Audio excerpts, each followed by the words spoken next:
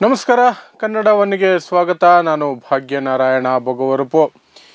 ಹಿಂದುತ್ವ ಅಂತಾರಲ್ಲ ಬಿಜೆಪಿಯವರು, ಅವರ ಹಿಂದುತ್ವ ಎಂತಹ ಡೋಂಗಿ ಹಿಂದುತ್ವ ಮತ್ತು ಜನರನ್ನು ತಪ್ಪು ದಾರಿಗೆ ಎಳೆದು ಅಥವಾ ಅವರ ಬ್ರೈನ್ ವಾಶ್ ಮಾಡೋದಕ್ಕೆ ಮಾತ್ರ ಬಳಕೆಯಾಗುವ ಒಂದು ಅಸ್ತ್ರ ಅನ್ನೋದು ನಿಮಗೆ ಸ್ಪಷ್ಟ ಆಗಬೇಕು ಅಂದರೆ ಇಂತಹ ಘಟನೆಗಳು ಮತ್ತೆ ಮತ್ತೆ ನಡೀತಾ ಇರಬೇಕು. ಶಂಕರಾಚಾರ್ಯ, ದೇಶದ ಶಂಕರಾಚಾರ್ಯರಲ್ಲಿ ಒಬ್ಬರಾದಂತಹ ಅವಿಮುಕ್ತೇಶ್ವರಾನಂದ ಅವರು ಒಂದಷ್ಟು ಪ್ರಶ್ನೆಗಳನ್ನು ಎತ್ತಿದ್ದಾರೆ. ಮೋದಿ ಆಡಳಿತದ ಬಗ್ಗೆ, ಆದಿತ್ಯನಾಥ್ ಆಡಳಿತದ ಬಗ್ಗೆ, ವಿಶೇಷವಾಗಿ ಕುಂಭಮೇಳದಲ್ಲಿ ನಡೀತಾ ಇದೆಯಲ್ಲ ಕಣ್ಣಾ ಮುಚ್ಚಾಲೆ ಆಟ, ಎಷ್ಟು ಜನ ಸತ್ತು ಹೋದರು ಕಾಲ್ ತುಳಿತದಲ್ಲಿ, ಎಷ್ಟು ಜನ ಗಾಯಗೊಂಡಿದ್ದಾರೆ, ಎಷ್ಟು ಜನ ಮಿಸ್ಸಿಂಗ್ ಆಗಿದ್ದಾರೆ, ಏನು ಅವ್ಯವಸ್ಥೆ ಆಗಿದೆ ಅನ್ನೋದನ್ನು ಯಾರಿಗೂ ಗೊತ್ತಾಗದಾಗೆ ಮೇಂಟೈನ್ ಮಾಡೋ ಪ್ರಯತ್ನ ಮಾಡ್ತಿದ್ದಾರೆ. ಅದಕ್ಕೆ ಮೀಡಿಯಾದವರು BJPಯ ಗುಲಾಮಗಿರಿಯಲ್ಲಿ ಮುಳುಕ್ಕೊಂಡು ಎಷ್ಟೆಲ್ಲ ಪ್ರಯತ್ನ ಮಾಡ್ಬೋದು ಅಥವಾ ಸಹಕಾರ ಕೊಡ್ಬೋದು BJPಗೆ ಅಷ್ಟು ಕೊಡ್ತಿದ್ದಾರೆ. ಆದರೆ ಇಲ್ಲಿ ಮುಖ್ಯವಾಗಿ ನಾವು ನೋಡಬೇಕಾಗಿರುವಂಥದ್ದು, BJPಯವರು ಹಿಂದುತ್ವ ಅಂತಾರಲ್ಲ, ಅದು ಕೇವಲ ಅಧಿಕಾರ ದಾಹದ ಹಿಂದುತ್ವ ಅನ್ನೋದು ಸ್ಪಷ್ಟವಾಗುತ್ತೆ. ಯಾಕಂದರೆ ಶಂಕರಾಚಾರ್ಯರಲ್ಲಿ ಒಬ್ಬರಾದ ಅವಿಮುಕ್ತೇಶ್ವರಾನಂದ, ನಾನು ಏನು ಹೇಳಿದೆ ಈಗ, ಅವರು ಯಾವಾಗ ಈ ಪ್ರಶ್ನೆಗಳನ್ನು ಎತ್ತಾ ಇದ್ದಾರೋ ಸಾವುಗಳ ಬಗ್ಗೆ, ಪ್ಲಸ್ ಅಯೋಗ್ಯ ಸ್ವಾಮೀಜಿ ಒಬ್ಬ ಅಲ್ಲಿ ಸತ್ತು ಹೋಗಿಲ್ಲ, ಮೋಕ್ಷ ಪಡ್ಕೊಂಡು ಮೇಲಕ್ಕೆ ಹೋಗಿದ್ದಾರೆ ಅಂತ ಹೇಳಿದ್ದನ್ನು ಇದೇ ಶಂಕರಾಚಾರ್ಯರು ಟೀಕೆ ಮಾಡಿದರು. ಯಾರು ಹಾಗೆ ಹೇಳ್ತಿದ್ದಾರೋ ಅವರು ಬರಲಿ, ಅವರನ್ನು ನಾನೇ ತುಳಿದ್ಬಿಡ್ತೀನಿ, ಮೋಕ್ಷ ಪಡ್ಕೊಳ್ಳಿ ಅಂತ ಹೇಳಿದರು. ಇದೆಲ್ಲದರ ಹಿನ್ನೆಲೆಯಲ್ಲಿ BJPಯವರು ಹಿಂದುತ್ವದ ಪ್ರತಿಪಾದಕರು ಅಂತ ಹೇಳುವವರು, ಹಿಂದುತ್ವದ ಸರ್ವೋಚ್ಚ ಗುರುಗಳ ಸ್ಥಾನದಲ್ಲಿ ನಿಲ್ಲುವಂತಹ ಶಂಕರಾಚಾರ್ಯರನ್ನು ಟ್ರೋಲ್ ಮಾಡ್ತಾ ಇದ್ದಾರೆ.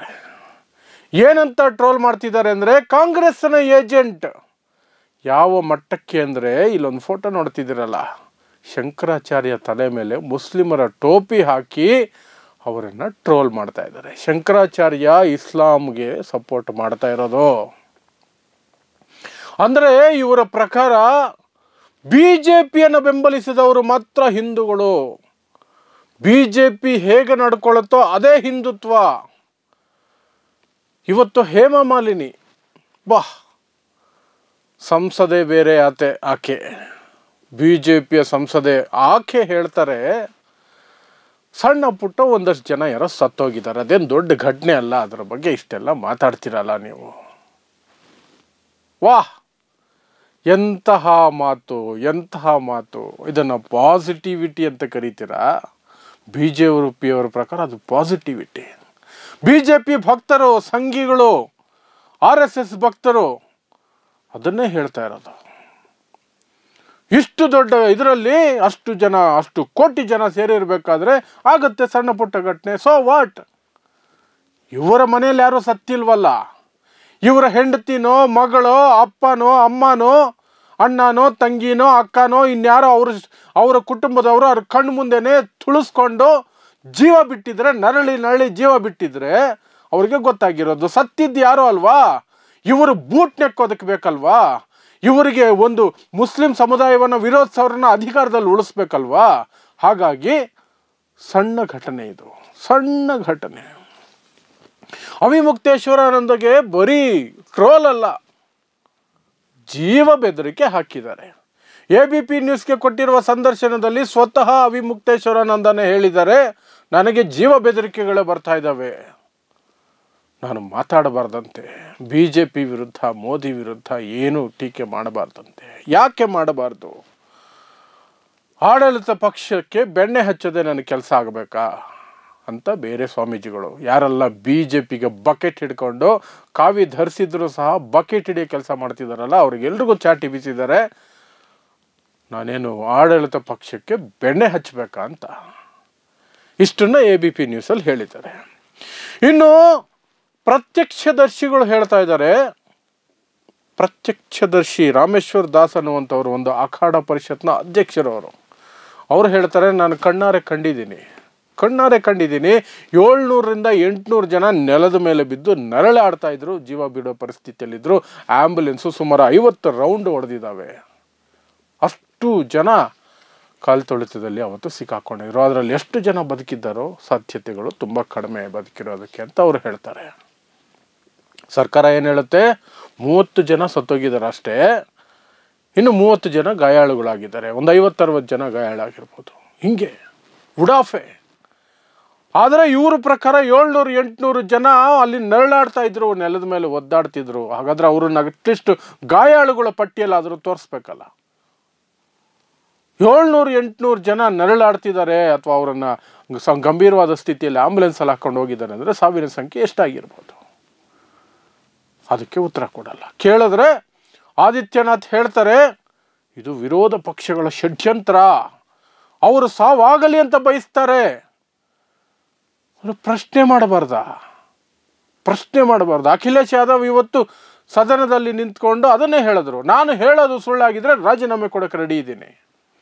ನಿನ್ನೆ ಖರ್ಗೆ ಅದನ್ನೇ ಹೇಳಿದ್ರು, 1000 ಜನರವರೆಗೂ ಸತ್ತೋಗಿರೋ ಸಾಧ್ಯತೆಗಳಿದೆ, ಮುಚ್ಚಿಡ್ತಾ ಇದೆ ಸರ್ಕಾರ.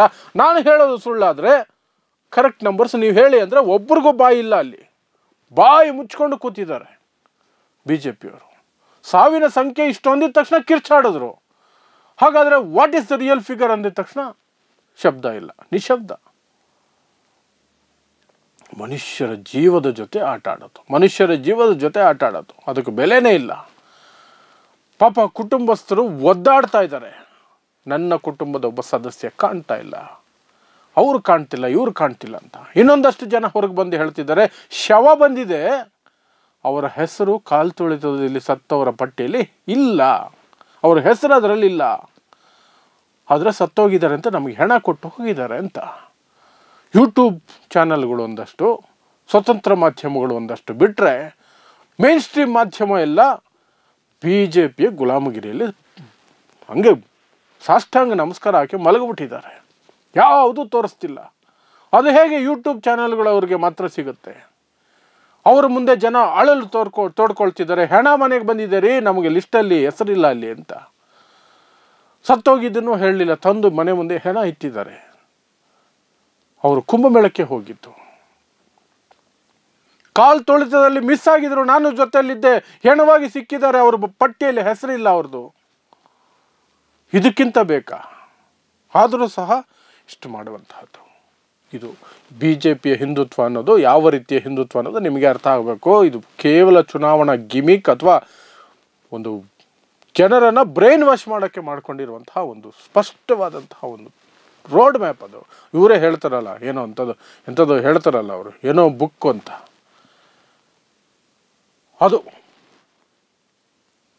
ಅದನ್ನು ಮಾಡಿಕೊಂಡು ಜನರಿಗೆ ಹೇಗೆ ಯಾಮಾರಿಸ್ಬೇಕು, ಮುಸ್ಲಿಮರ ವಿರುದ್ಧ ದ್ವೇಷಕಾರ್ರಿ, ಓಟ್ ಹಾಕಿಸ್ಕೊಳ್ರಿ, ಲೂಟಿ ಮಾಡ್ರಿ, ಅವ್ಯವಸ್ಥೆ ಮಾಡಿ, ಎಲ್ಲ ಮಾಡಿ, ಜನರ ಜೀವಕ್ಕೂ ಕುತ್ತು ತಾವು ಮನೆ ಲೆಕ್ಕನೂ ಕೊಡಬೇಡಿ. ಅದನ್ನು ಯಾರಾದರೂ ಕೇಳಿದ್ರೆ ಅವರು ಶಂಕರಾಚಾರ್ಯ ಆಗಿದ್ದರೂ ಸರಿಯೇ, ಯಾವುದೇ ಗುರು ಆಗಿದ್ದರೂ ಸರಿಯೇ, ದೇಶದ್ರೋಹಿ, ಟ್ರೋಲ್ ಮಾಡೋದು, ಮುಸ್ಲಿಂ ಅಂದ್ಬಿಡೋದು. ನಾಚಿಕೆ, ಮಾನ, ಮರ್ಯಾದೆ ಅನ್ನೋದು ಇರುವಂತಹ ಯಾವುದೇ ವ್ಯಕ್ತಿಯು ಮಾಡದೇ ಇರುವಂತಹ ಅಸಹ್ಯಕರವಾದಂತಹ ನಡವಳಿಕೆ ಇದು. ಅದನ್ನು BJPಯವರಿಂದ ಮಾತ್ರನೇ, ಇಡೀ ಜಗತ್ತಿನಲ್ಲಿ ಯಾವ ಪಕ್ಷದವರ ಕೈಯಲ್ಲಿ ಸಾಧ್ಯ ಇಲ್ಲ, ಅವರಿಂದ ಮಾತ್ರ ಸಾಧ್ಯ. ಹಿಂದುತ್ವ ಅಂತಂದರೆ ಹಿಂದುತ್ವದ ಗುರುಗಳು ಯಾವಾಗ ಅವ್ರನ್ನ ಪ್ರಶ್ನೆ ಮಾಡ್ತಾರೋ ಅವರೆಲ್ಲ ದೇಶದ್ರೋಹಿಗಳಾಗೋಗ್ಬಿಡ್ತಾರೆ. ಸೊ ಇಲ್ಲಿಯವರೆಗೆ 7 ದಿನ ಆಗ್ತಾ ಬರ್ತಿದೆ ಕುಂಭಮೇಳದಲ್ಲಿ ಕಾಲ್ತುಳಿತಾಗಿ. ಅಕೌಂಟಬಿಲಿಟಿ ಇಲ್ಲ, ನಿಖರವಾದ ಸಂಖ್ಯೆ ಇಲ್ಲ. ಅವತ್ತು 31, ಅವತ್ತಿಂದ ಇಲ್ಲಿವರೆಗೂ ಒಬ್ಬರಾದರೂ ಗಾಯಾಳುಗಳಲ್ಲಿ ಇನ್ನೊಬ್ಬರಾದರೂ ತಿರೋಗಿಲ್ವಾ? ಇಲ್ಲ. ಎಲ್ಲರೂ ಆಸ್ಪತ್ರೆಗೆ ಕರ್ಕೊಂಬಂದಿದ ತಕ್ಷಣ ಇದು ಮಾಡಿಬಿಟ್ರು, ಅವ್ರನ್ನೆಲ್ಲ ಅಮೃತ ಕುಡಿಸಿ ಎದ್ದು ನಿಲ್ಲಿಸ್ಬಿಟ್ರು ಅವ್ರಿಗೆ. What nonsense. ಸೊ ಇದು ಲೇಟೆಸ್ಟ್ ಇವತ್ತಿನ ಡೆವಲಪ್ಮೆಂಟ್ಸ್. ಶಂಕರಾಚಾರ್ಯಗೆ ಜೀವ ಬೆದರಿಕೆ ಮತ್ತು ಟ್ರೋಲ್ ಆಗ್ತಿರೋದು ಅವರು ಸ್ವತಃ ಹೇಳ್ಕೊಂಡಿದ್ದಾರೆ, ನನಗೆ ಜೀವ ಬೆದರಿಕೆಗಳೇ ಬರ್ತಾ ಇದೆ ಅಂತ. ನೋಡ್ತಾ ಇರಿ ಸಮಾಜಕ್ಕಾಗಿ ಕನ್ನಡ 1 ನ್ಯೂಸ್. ನಮಸ್ಕಾರ.